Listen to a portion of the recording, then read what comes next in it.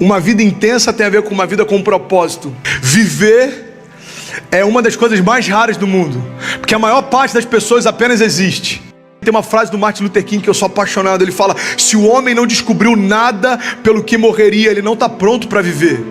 Eu acho que muitos de nós não estão em um caminho, mas sim uma rotina. Nós confundimos conforto com paz, crença com fé, riqueza com bênção e existência com vida. Seu futuro está muito mais ligado a como você está do que como as coisas estão. Pois é, Deus amava o único filho dele, permitiu que ele passasse por muita coisa para a gente estar aqui. Você percebe que às vezes a gente questiona a Deus por não estar sendo poupado de algo que ele não poupou nem em Jesus?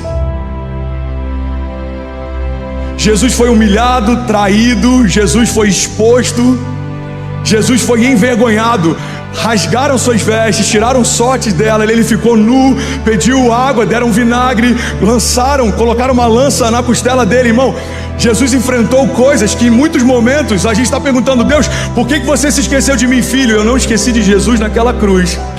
E ao terceiro dia eu mandei chamá-lo de volta. Eu também não me esqueci de você nessa crise.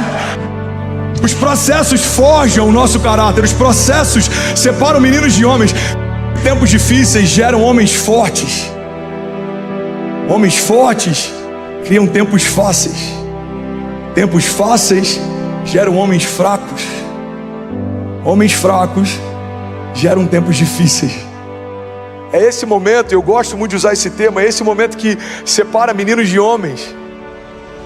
É nesse momento que alguns ficam esperneando, perguntando por que comigo, e outros se posicionam perguntando o que eu preciso entender nesse tempo.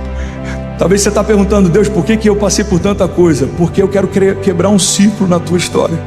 Porque eu quero que o teu filho olhe para você e veja ousadia em você, veja autoridade em você. Você pega a história de José e a gente quer viver o governo de José, mas nem todo mundo está disposto a viver o cativeiro de José. José foi humilhado, ele foi esquecido, ele foi rejeitado, até que um dia se cumpriu uma palavra profética que Deus havia liberado anos antes. Irmão, tem muita gente querendo viver os sonhos de José, mas está desistindo no primeiro momento em que alguém diz para você: não vai acontecer. Irmão, os irmãos de José disseram para ele: não vai acontecer. Os anos de cativeiro disseram para ele: não vai acontecer. Os anos de esquecimento disseram para ele: não vai acontecer. Mas existia uma palavra dentro dele dizendo: eu não me esqueci de você. Entenda que todo problema é a matéria-prima para um novo milagre. Os problemas não são o problema. O problema é a falta de fé, o problema é a nossa circunstância.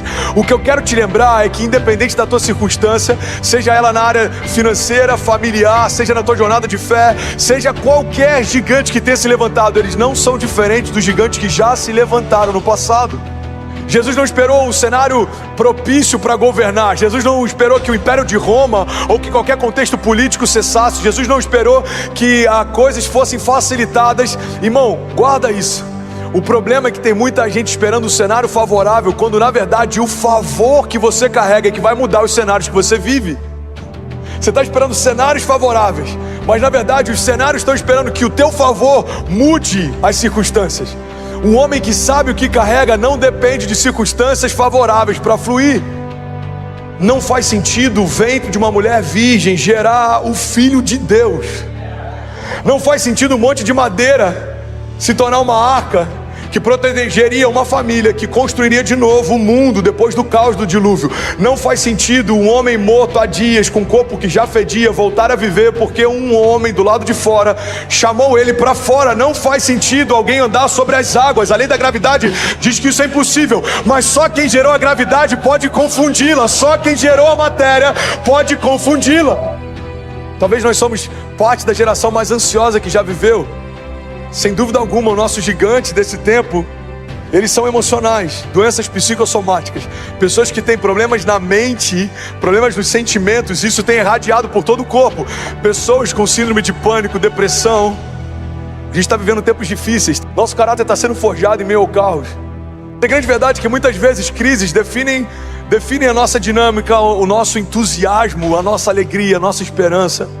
O primeiro convite que eu quero te fazer é deixar de ser refém das circunstâncias, deixar de ser refém daquilo que é exterior. Se tem uma herança que a gente pode carregar depois de vencer algumas crises é a gente nunca se esquecer da onde Deus já nos tirou um dia.